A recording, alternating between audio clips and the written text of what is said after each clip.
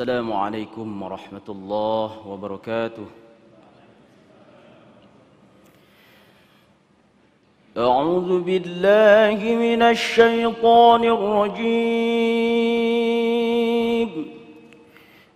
بسم الله الرحمن الرحيم. يا أيها الذين آمنوا اجتنبوا كثيرا من الظن إن بعض الظن إثم ولا تجسسوا ولا يغتب بعضكم بعضا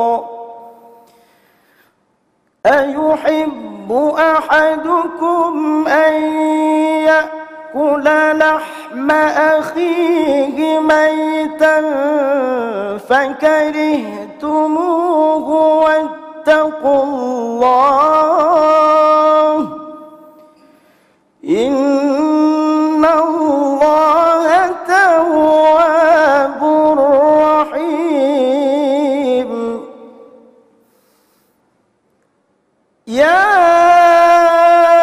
أيها الناس إنا خلقناكم من ذكر وأنثى وجعلناكم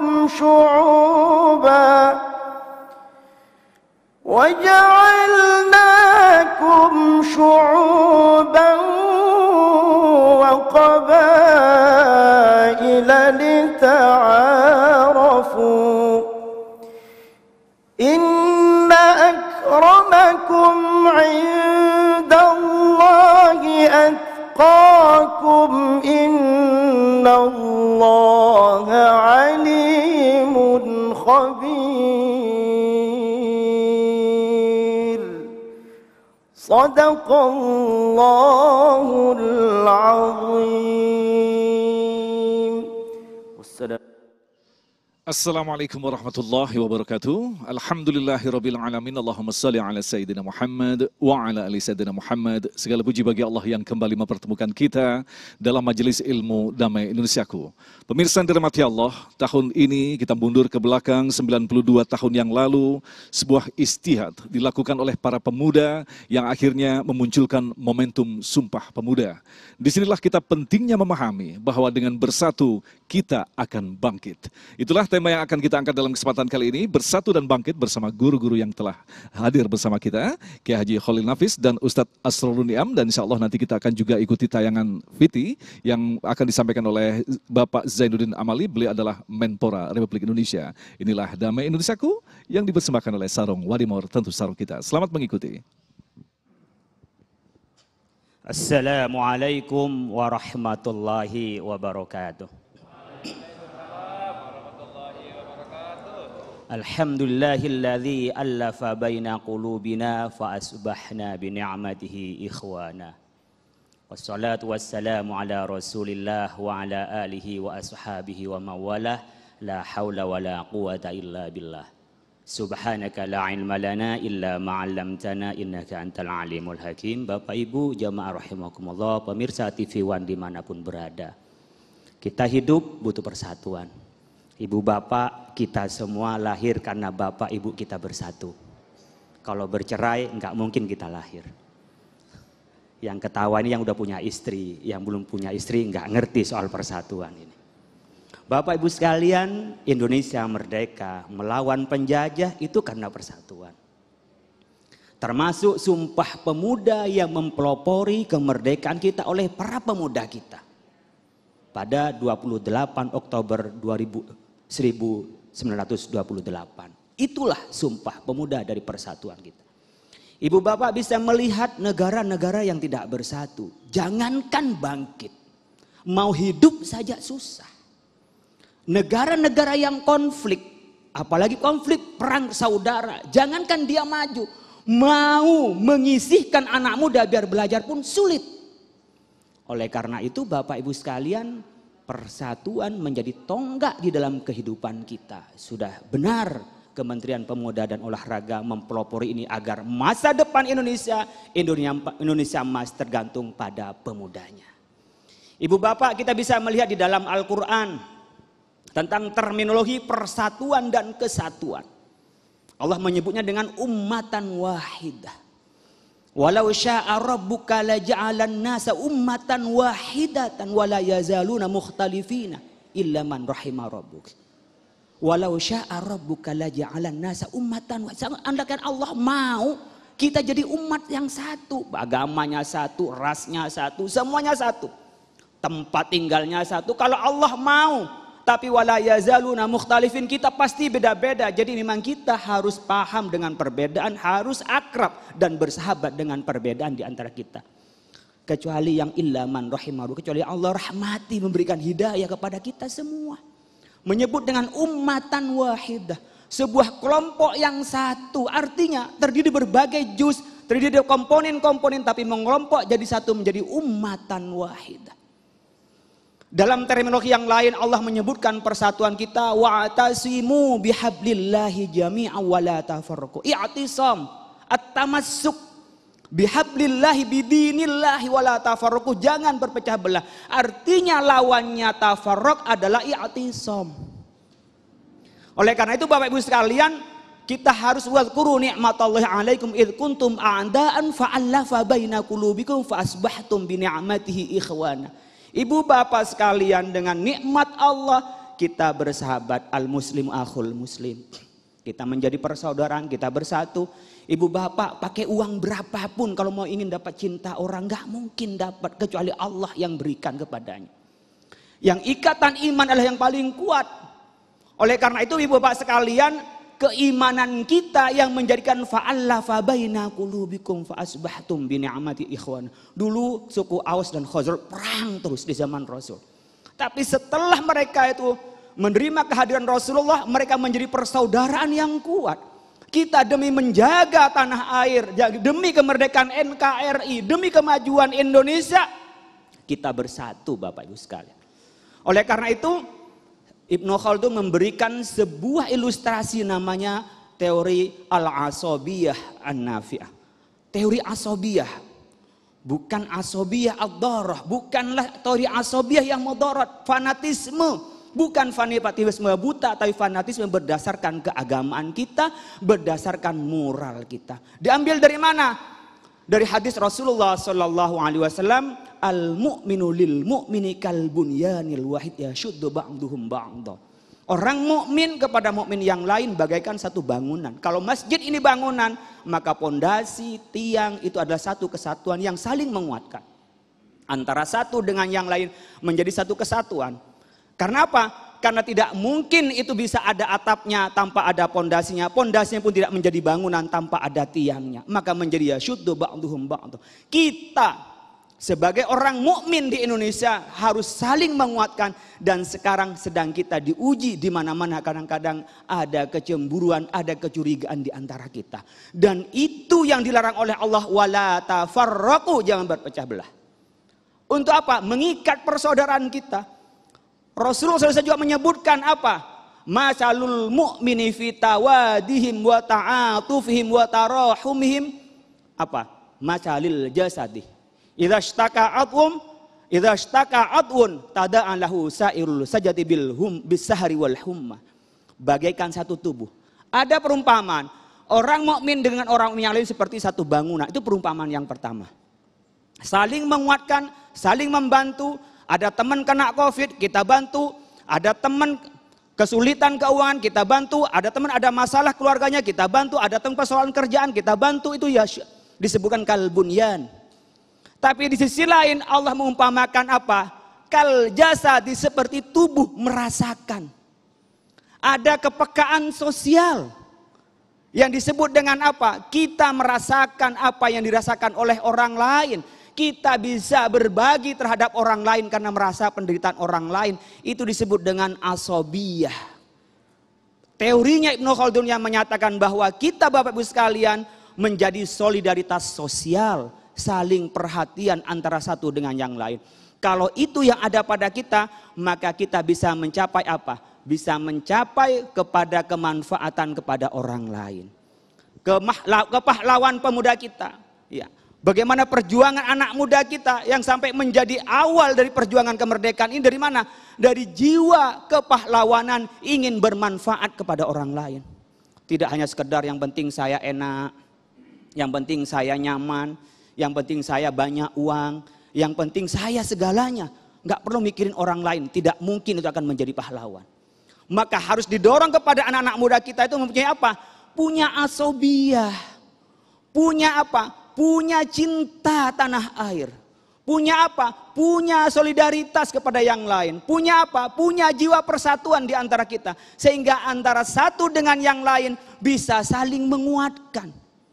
Jadi bisa merasakan apa yang dirasakan oleh orang lain dan membantu kepada keinginan orang lain.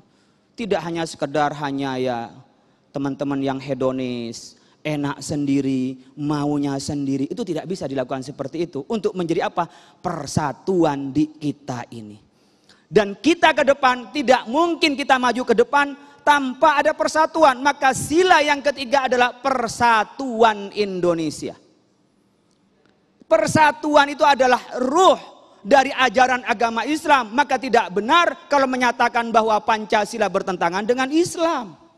Kalau punya wawasan agama yang wasati, wawasan agama yang moderat, lalu punya wawasan kebangsaan, maka akan menyatakan bahwa Indonesia ini sudah sama dengan piagam konstitusi Madinah yang dipimpin oleh Rasulullah SAW. Disebutkan di pasal pertama, innahum ummatun wahidatum min duninnas.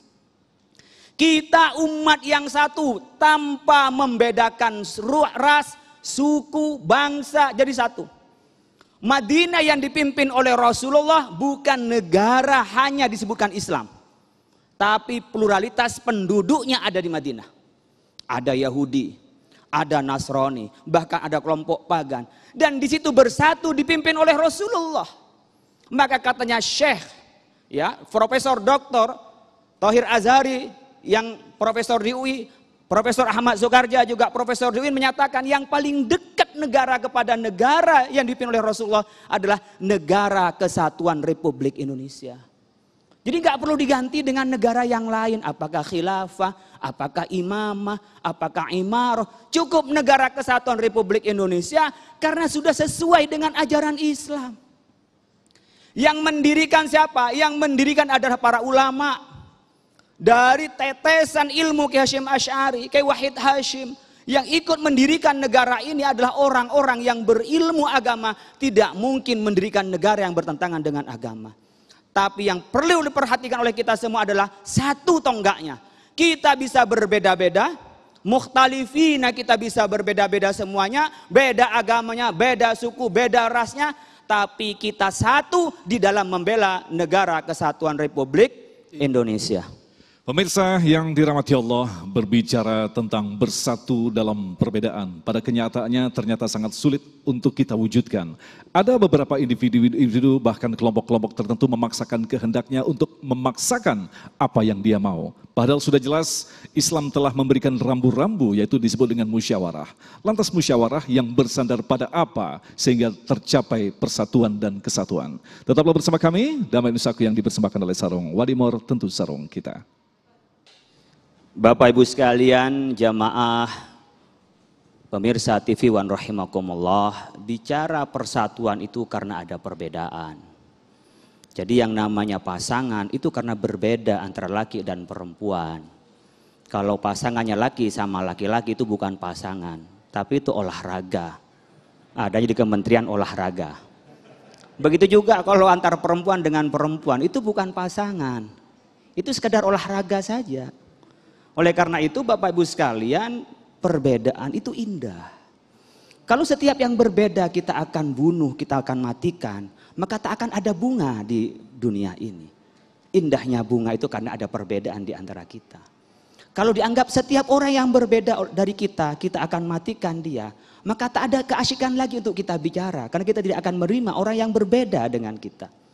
Oleh karena itu, bagi seorang pemimpin melihat perbedaan itu menjadi sebuah keindahan bagaikan pelangi, bunga-bunga yang harus kita tanam di masing-masing tempat tetapi tetap teratur dan terkoordinasi. Jadi kita sebenarnya Bapak Ibu sekalian tidak mungkin tanpa perbedaan. Jadi kalau kita tidak mau perbedaan, mengingkari takdir. Wala yazaluna mukhtalifin, kita pasti berbeda. Kita nggak pernah minta kepada Allah lahir di mana. Kalau saya orang Madura, nggak pernah ada janjian kalau saya mau lahir di Madura. Bapak Ibu barangkali ada yang lahir di Jakarta, nggak pernah minta kepada Allah akan lahir di mana dan jadi orang mana dan lahir dari bapak ibu yang mana, tak pernah minta. Itu adalah takdir dari Allah. Maka kalau kita tidak mau perbedaan, berarti kita mengingkari takdir Allah Subhanahu wa taala. Yang paling penting bagi kita adalah bagaimana kita menjadi desainer. Dari perbedaan itu kita rajut menjadi benang yang indah. Lalu desain menjadi sebuah keindahan yang bisa dinikmati, bisa dipakai, bisa dipandang, bahkan menjadi sebuah pemandangan yang indah dalam rekreasi kita. Kenapa? Karena ada perbedaan di antara kita. Oleh karena itu ketika Allah berfirman, ya ayuhan nasu. An-nas itu tanda-tanda dalam Al-Quran tidak membedakan antara orang yang hidup dengan agama tertentu, dengan ras tertentu, dengan bahasa tertentu. Maka Allah menyebutkan ya ayuhan nas.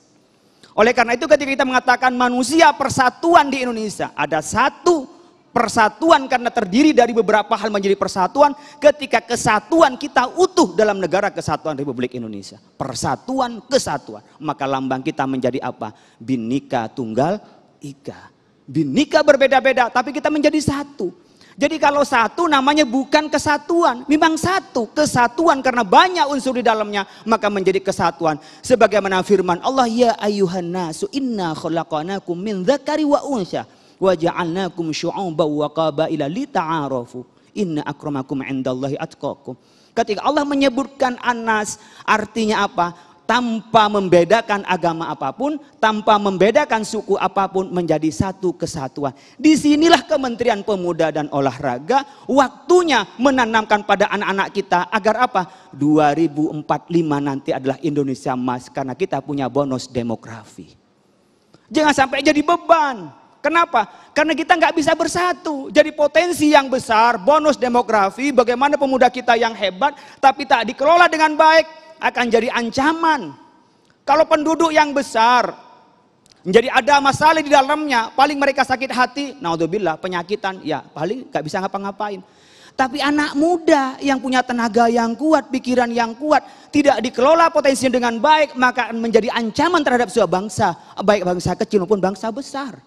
Allah sudah menginginkan An-Nas yang bisa dari suku apapun, dari latar belakangku apapun.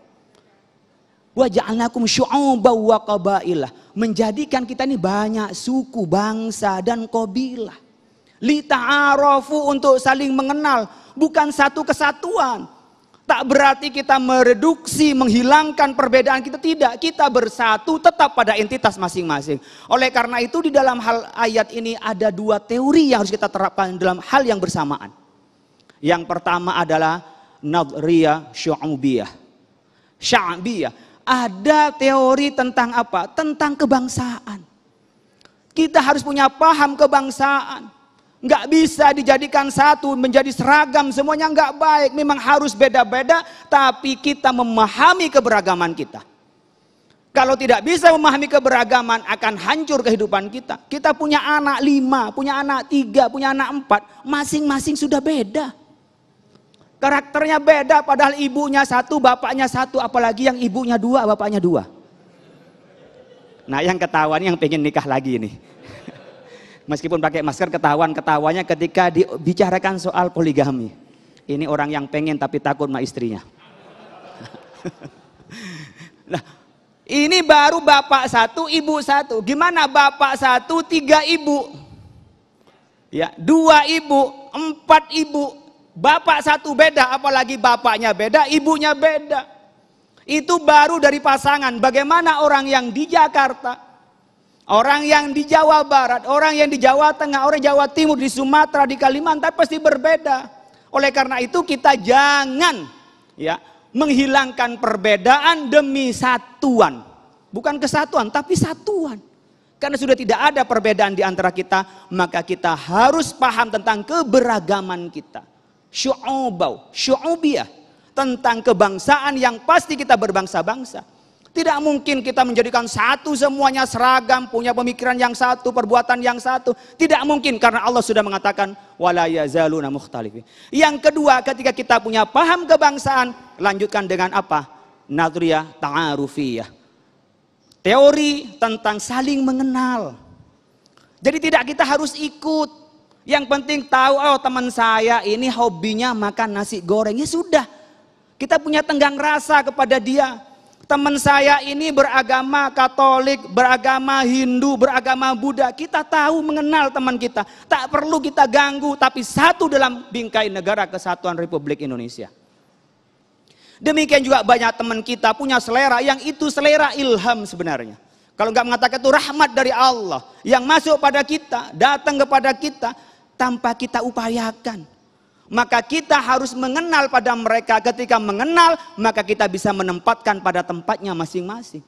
Tidak cukup kita hanya tahu perbedaan yang berbeda-beda itu, tapi tak mau mengenal dengan mereka. Maka kita punya paham kebangsaan, mengenal perbedaan, lalu kita menempatkan perbedaan pada tempatnya. Disitulah perintah Islam. Jadi kalau kita mengatakan Pancasila, Bhinneka Tunggal Ika sesuai Islam, Pak, sesuai. Tadi Profesor Dr. Thohir Azhari dan Ahmad Sukarja mengatakan NKRI paling dekat dengan negara yang dibikin oleh Rasulullah, yang dipimpin sendiri oleh Rasulullah. Lalu kita berislam mau ikut siapa? Kekhilafan setelah Nabi Muhammad tidak maksum, yang dimaksum adalah Rasulullah, yang menjadi uswah adalah Rasulullah. Maka tidak salah founding fathers kita ketika memilih NKRI, disinilah terbukti 17.000 ya. Dari jazirah kita, pulau kita, ada 600-an bahasa kita. Kita bersumpah ya, satu nusa, satu bangsa dan satu bahasa, dan dimulai dari anak muda. Disinilah pentingnya kita menyiapkan generasi di masa yang akan datang. Persatuan, memahami perbedaan, tapi tetap dalam bingkai negara kesatuan Republik Indonesia. Baik, terima kasih Kiai. Pemirsa yang dirahmati Allah, dari paparan tadi tentu saja kita ingin mengetahui lebih dalam lagi, lantas apa sesungguhnya hikmah di balik Allah menciptakan perbedaan. Insya Allah Kiai Asrorun Ni'am akan menyampaikannya selepas pesan-pesan berikut ini. Damai Indonesiaku. Terima kasih pemirsa, masih bersama kami Damai Indonesiaku, dan selanjutnya kita akan ikuti sambutan dari Menteri Pemuda dan Olahraga Bapak Zainuddin Amali. Selamat mengikuti. Bismillahirrahmanirrahim. Assalamualaikum warahmatullahi wabarakatuh. Yang saya hormati, saya muliakan dan saya banggakan para pemirsa TV One, khususnya dalam acara Damai Indonesiaku dimanapun Anda berada. Para jamaah sekalian yang selalu menjadi pemirsa Damai Indonesiaku TV One yang budiman. Pada hari ini Damai Indonesiaku akan membawakan tema tentang peringatan Sumpah Pemuda. Sumpah Pemuda tahun 2020 ini kita peringati untuk yang ke-92. Kita bersyukur hadirat Allah Subhanahu wa Ta'ala, perjalanan 92 tahun Sumpah Pemuda sampai hari ini masih bisa kita peringati. Dan tentu kita, baik yang berada di Masjid Kementerian Pemuda dan Olahraga ini dan para pemirsa Damai Indonesiaku TV One dimanapun berada, insya Allah dalam keadaan sehat walafiat. 92 tahun yang lalu, tentu semangatnya tetap masih sama dengan hari ini. Bagaimana para pemuda kita yang berikrar menyatukan berbagai latar belakang dalam sumpahnya, dan alhamdulillah ikrar dan sumpah itu masih terpelihara sampai dengan sekarang.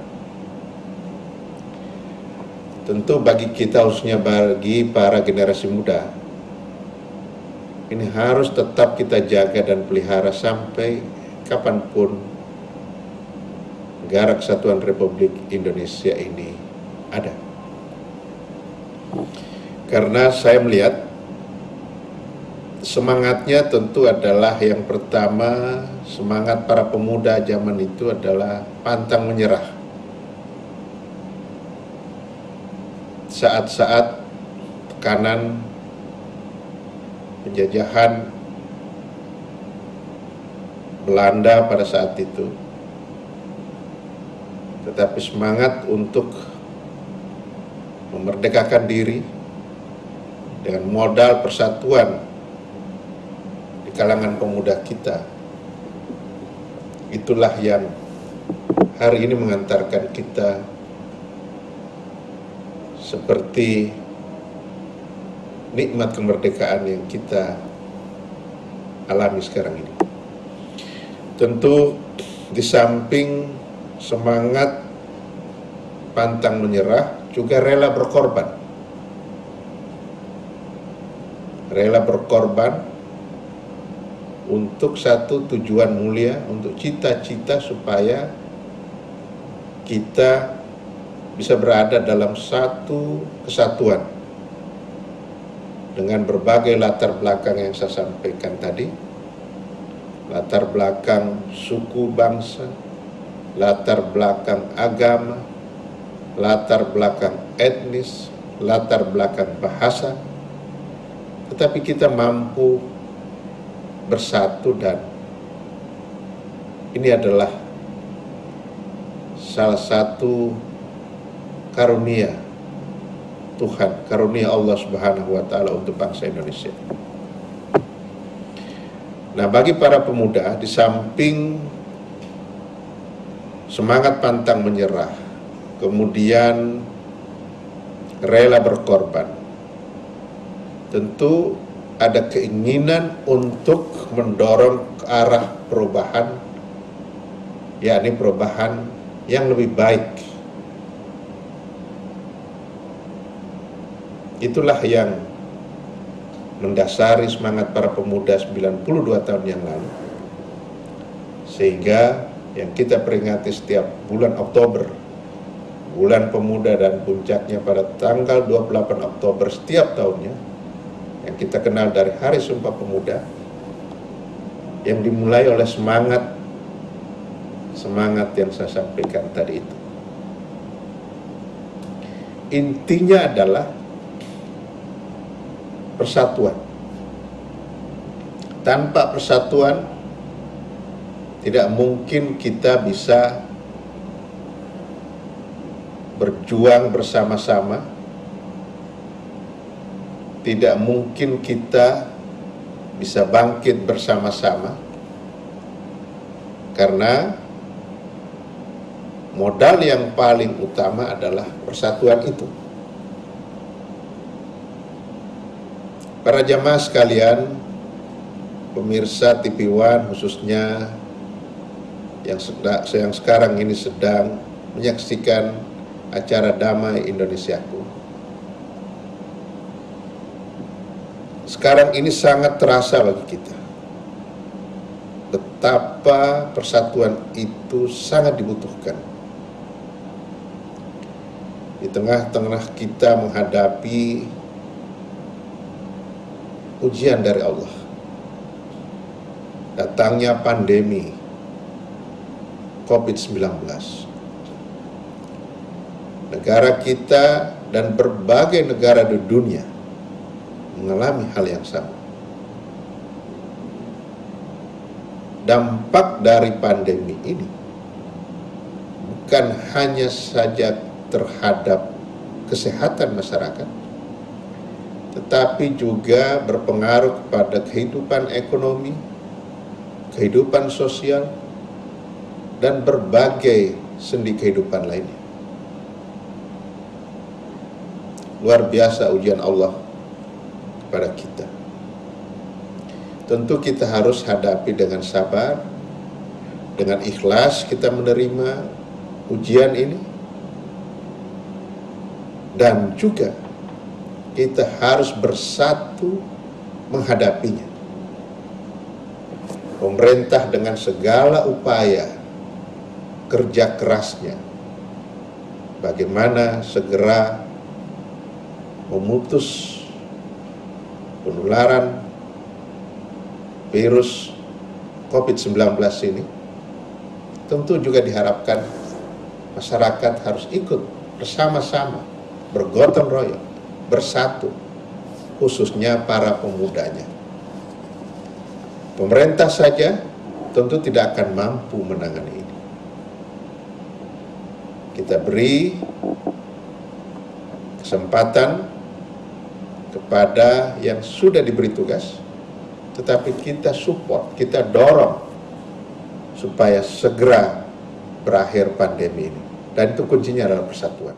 Semangat Sumpah Pemuda yang ke-92 tahun 2020 ini, mudah-mudahan kita semua sekali lagi bisa bersatu dan mempersiapkan diri untuk bangkit, dan musibah pandemi COVID-19 di negeri ini segera diangkat oleh Allah Subhanahu wa Ta'ala. Kita akan memasuki kehidupan normal, para pemuda kita bisa beraktivitas normal kembali, dan kehidupan berbangsa dan bernegara kita akan berada dalam suasana yang damai, sebagaimana tema acara kita, Damai Indonesiaku. Terima kasih atas segala perhatiannya. Mohon maaf apabila ada hal yang kurang berkenan di hati para jamaah sekalian. Assalamualaikum warahmatullahi wabarakatuh.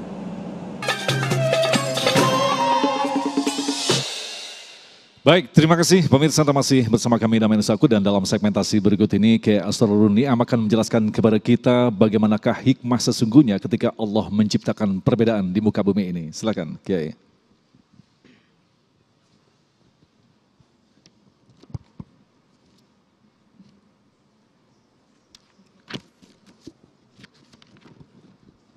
Assalamualaikum warahmatullahi wabarakatuh.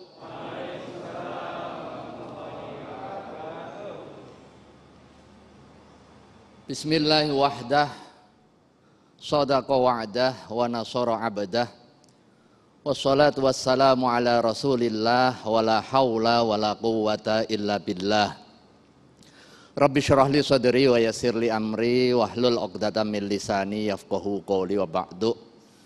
Hadratul mukarramin, para jamaah Masjid Pemuda Al-Muwahhidin, keluarga besar Kementerian Pemuda dan Olahraga Republik Indonesia, dan pemirsa TV One rahimakumullah.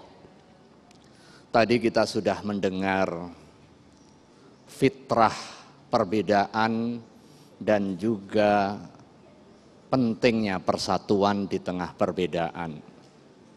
Allah Subhanahu wa Ta'ala menjadikan kita bersuku-suku dan berbangsa-bangsa. Secara eksplisit di dalam ayat Al-Quran dijelaskan untuk kepentingan apa. Kalau Allah Subhanahu wa Ta'ala mau, dijadikan saja satu jenis, dijadikan saja yang satu, ummatan wahidah.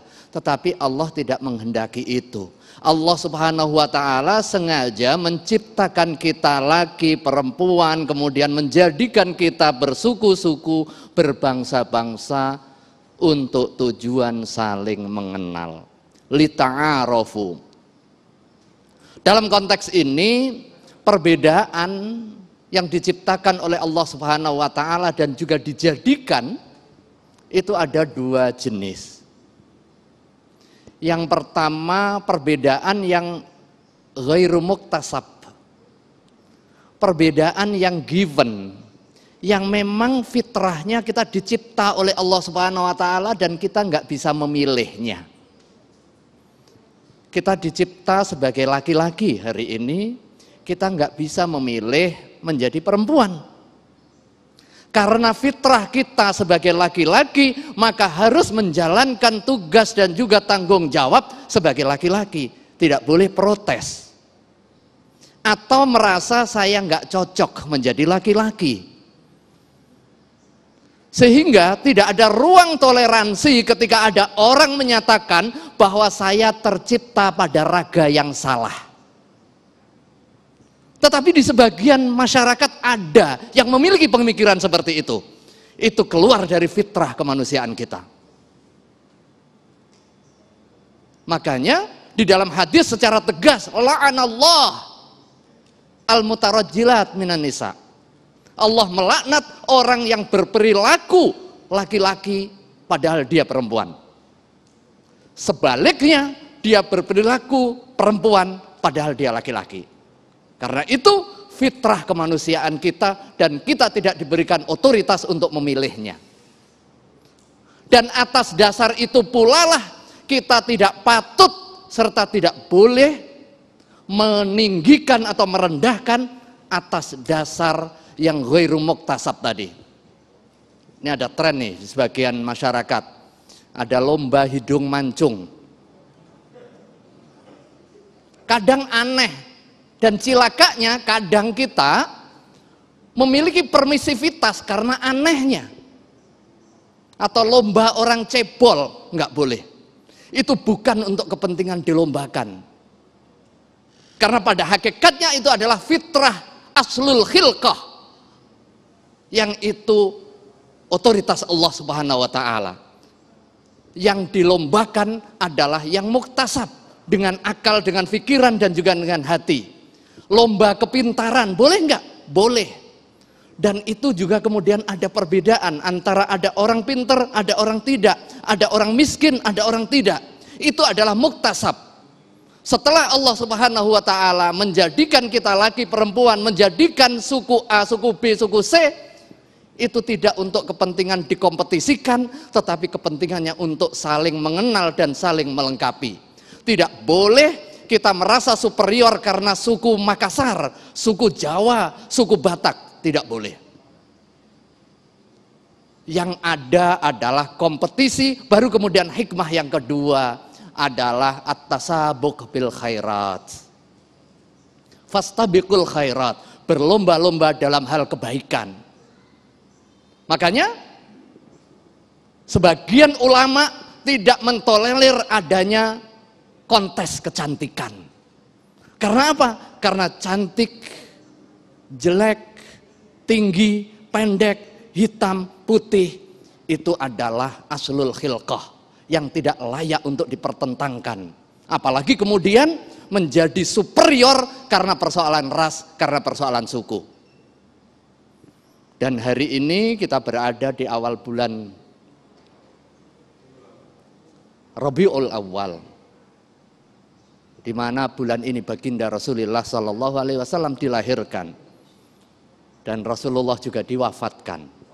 Pada saat haji wada, salah satu pesan penting yang disampaikan oleh baginda Rasulullah Sallallahu Alaihi Wasallam adalah pesan persamaan dan larangan membeda-bedakan karena persoalan suku ras.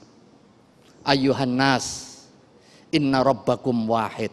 Wahai manusia, lagi-lagi manusia disebutkan, bukan ayyuhal mu'min. Sebagaimana nas Al-Quran yang menegaskan soal ta'aruf tadi. Ya ayyuhan nas, inna khalaqnakum min dzakari wa untha wa ja'alnakum syu'uban wa qabaila lita'arafu. Di sini Rasulullah di dalam haji wada'nya, pesan terakhir sebelum Rasulullah SAW wafat, ayyuhan nas, inna rabbakum wahid. Wahai manusia, Tuhanmu satu.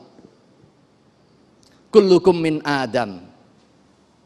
Jangan merasa superior, karena pada hakikatnya kalian semua dari satu nenek moyang, yaitu Adam. Wa Adam min turab. Sementara Adam diciptakan dari tanah. Jangan merasa hebat, karena pada hakikatnya nenek moyang kita sama. Nah, awal kesombongan itu karena persoalan merasa dia superior. Dan itu yang pertama adalah iblis. Ketika diperintahkan untuk sujud kepada Adam, kemudian dia merasa superior, saya dicipta dari api, bagaimana mungkin untuk sujud? Adam diciptakan dari tanah, tanah lempung lagi kan? Tanah liat. Saya dari api. Awal musibah yang kemudian Rasulullah SAW menegaskan di dalam hadis di Haji Wada ini, bahwa kita memiliki kesetaraan karena pada hakikatnya kita dicipta dari tanah. Nenek moyang kita sama. Kemudian dilanjutkan, la fadla li arabiyyin wala a'jamiyyin illa bittaqwa. Enggak ada kemuliaan dia itu orang Arab atau orang Ajam, orang Jawa, orang Sumatera, orang Batak, kecuali ketakwaan. Dan di dalam konteks ini, siapa yang bisa memberi nilai kemanfaatan lebih? Itu adalah pesan baginda Rasulullah SAW yang luar biasa. Dan kemudian ini diterjemahkan di dalam komitmen anak-anak muda 92 tahun yang lalu soal Sumpah Pemuda. Kita akan bahas di dalam segmen berikutnya. Baik, pemirsa yang dirahmati Allah, apa yang telah dijabarkan tadi memberikan penegasan betapa sesungguhnya 92 tahun yang lalu kita telah berhasil melepaskan superioritas kesukuan, kebangsaan, kemudian juga bahasa dan mampu disatukan dalam momentum Sumpah Pemuda. Lantas apakah hikmah daripada Sumpah Pemuda? Tetaplah bersama kami, Damai Indonesiaku.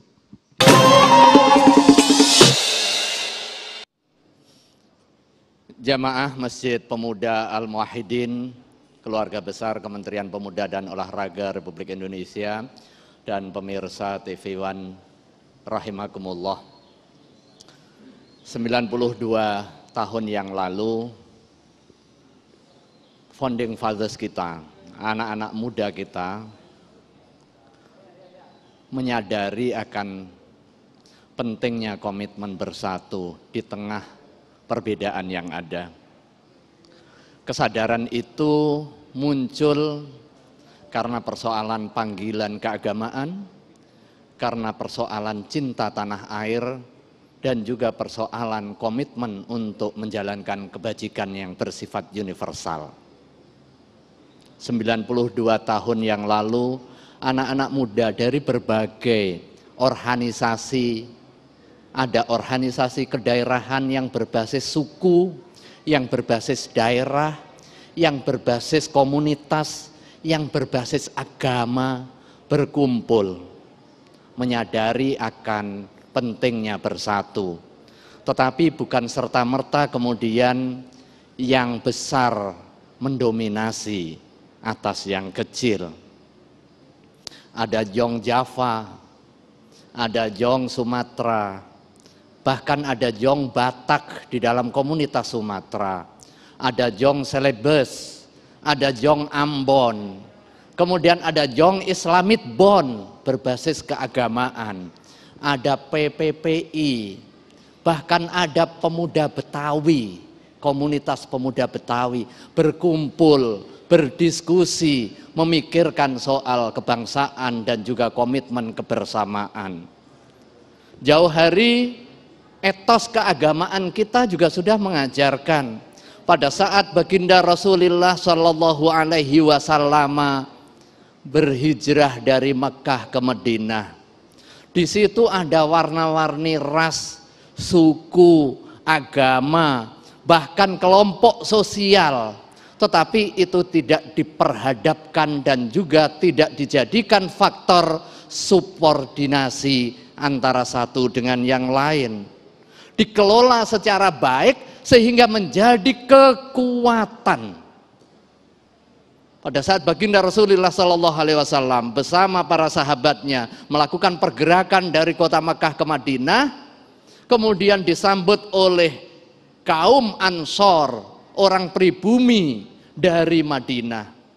Kemudian yang ada bukan pri non pri yang kemudian dipertentangkan secara diametral, tetapi dibangun hubungan kemitraan yang dikenal dengan konsep mu'akhoh, konsep persaudaraan. Bukan hanya sekedar persaudaraan simbolik karena kasihan ada orang pendatang, tetapi dibangun dengan posisi sawasiyah, posisi derajat yang setara. Salah satu etosnya kemudian terlahir konsep ekonomi Islam berikutnya. Ada musaqah, ada mukhabarah, ada muzara'ah. Orang-orang Makkah memiliki skill, memiliki keahlian, tetapi tidak cukup properti karena propertinya ditinggal di Makkah Al-Mukarramah. Sementara orang Madinah punya cukup lahan. Akhirnya terjadi simbiosis mutualisme. Dan ini kemudian dimanifestasikan di dalam pertemuan Kongres 28 Oktober 1928, komitmen untuk mencari titik temu di antara perbedaan. Kalimatun sawa, titik temu. Berbeda. Aku. Yang ditonjolkan bukan ananiahnya, bukan keakuannya, tetapi dicari benang merah untuk mempertemukan di antara aku tadi menjadi kami dan juga menjadi kita, menjadi nahnu. Apa titik temu di antara kita? Titik temu adalah komitmen kebangsaan yang sama. Akhirnya terumuskanlah konsep kebangsaan yang kemudian menjadi embrio pada saat kita proklamirkan kemerdekaan Indonesia adalah eks penjajahan Hindia Belanda mulai dari Sabang sampai Merauke, ketemu tanah airnya. Dan itu embrionya 17 tahun sebelum merdeka. Tetapi sebelumnya ada peristiwa-peristiwa. Sumpah Pemuda juga bukan peristiwa yang mandiri. Sebelumnya ada peristiwa-peristiwa komitmen soal persatuan di atas perbedaan. Nilai keagamaan dan juga nilai kesadaran akan nasionalisme menjadi spirit utama.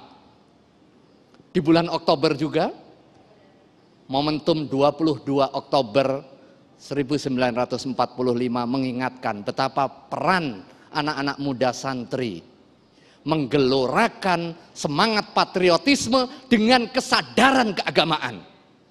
Kalau ada orang mempertentangkan antara nilai agama dengan kecintaan tanah air, berarti ahistoris. Berarti juga belum cukup pemahaman terkait dengan nilai-nilai universal keagamaan kita. Pada saat diproklamirkan kemerdekaan 17 Agustus 1945, tetapi kemudian sekutu masuk kembali. Akhirnya para ulama berkumpul hingga kemudian 22 Oktober dirumuskan apa yang dikenal sebagai resolusi jihad. Komitmen untuk mempertahankan tanah air itu bagian dari keagamaan. Siapa saja orang muslim yang berada di dalam Masafatul Qasri, titiknya adalah Surabaya, berarti Mojokerto, Gresik, Pasuruan, Sidoarjo, Sampang, Bangkalan, itu fardu ain hukumnya mengangkat senjata melawan penjajahan yang mau mengambil alih kemerdekaan Republik Indonesia yang sudah diproklamirkan 22 Oktober. Tidak lebih dari 1 bulan setelah itu, perlawanan arek-arek Surabaya, perlawanan pemuda Surabaya, perlawanan santri-santri Surabaya, 22 Oktober ditetapkan resolusi jihad, 10 November terjadi puncak perlawanan di Surabaya, dipimpin oleh Bung Tomo, pemuda usia 25 tahun, pekikannya merdeka atau mati, mut syahidan atau iskariman. Kemudian dikenal sebagai peristiwa Hari Pahlawan. Spirit keagamaan terjemahkan di dalam aktivitas kecintaan kita dalam tanah air. Dan hari ini spirit itu perlu kita revitalisasi. Kalau dulu musuhnya adalah penjajahan, hari ini adalah musuhnya COVID-19, musuhnya keterbelakangan, musuhnya adalah ketercabik-cabikan kita sebagai bangsa. Saatnya kita mengokohkan etos persatuan itu yang merupakan bagian dari nilai keagamaan. Kita aktualkan di dalam aktivitas sehari-hari dan itu menjadi etos utama untuk bangkit. Bangkit kita sebagai bangsa. Ini adalah karunia terbesar dari Allah Subhanahu wa taala. Salah satu wujud kesyukuran kita adalah merevitalisasi nilai kebersamaan. Dengan cara apa? Yang pertama, komitmen Sumpah Pemuda itu bukan komitmen akhir, tetapi itu awal. Itu adalah awal membangun common platform, membangun apa yang disebut sebagai taswiyatul manhaj, penyamaan visi dan juga persepsi terkait dengan kehidupan berbangsa dan bernegara kita. Kita terikat sebagai muslim, al-muslimuna ala syurutihim. Kita terikat oleh syarat komitmen yang sudah disepakati oleh founding fathers kita. Kita berada di dalam kehidupan bingkai negara kesatuan Republik Indonesia. Tanggung jawab kita adalah menjaga komitmen itu. Dengan komitmen untuk saling berbagi serta tidak mendominasi antara satu dengan yang lain. Bayangkan kalau pendekatannya itu hanya sekedar minoritas mayoritas, pada waktu 28 Oktober 1928 tidak mungkin bahasa Indonesia yang diambil sebagai bahasa persatuan. Pesertanya ada Jong Java, Jong Islamit Bon, kemudian ada Jong Ambon. Kalau dari sisi penutur jumlahnya bisa jadi 2/3 penduduk Indonesia adalah bahasa Jawa. Tetapi kenapa yang diambil adalah bahasa Melayu? Karena apa? Karena komitmen untuk menjaga kebersamaan. Karena di situ ada pendekatan rasional. Bahasa Indonesia adalah bahasa yang egaliter dalam konteks bahasa Melayu. Kemudian menerima serapan dari berbagai jenis bahasa. Di situ ada bahasa Arab cukup banyak, bahasa Jawa masuk, bahasa Makassar masuk. Akhirnya di tengah warna-warni perbedaan tadi, kesiapan untuk memberi dan menerima. Itu menjadi salah satu kunci di dalam membangun harmoni.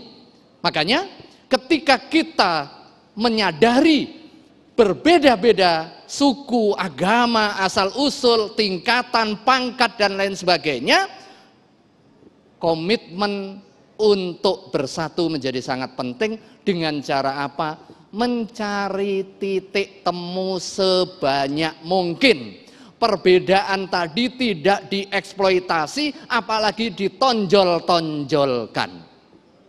Perbedaan itu sunnatullah, tidak perlu karena saya dari Jawa, kemudian semua harus mengikuti saya, tutur bahasa Jawa. Tidak.